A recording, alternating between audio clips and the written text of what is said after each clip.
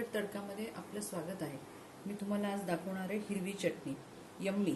ही सगळ्या गोष्टींबरोबर म्हणजे थोडक्यात चाट, समोसा, दही वडा या सगळ्यांवरती ही वापरली जाते। तर त्याचं आपण आता साहित्य बघूया। हा आहे थोडा पुदिना, हिरवी मिरची, कोथिंबीर, 2-3 लसणाच्या पाकळ्या, ही भावनगरी शेव आहे।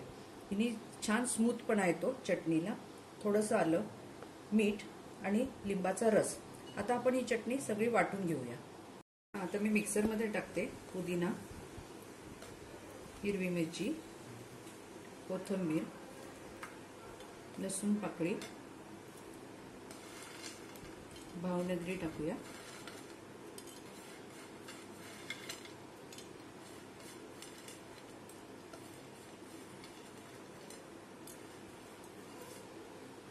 आल्याचे तुकडे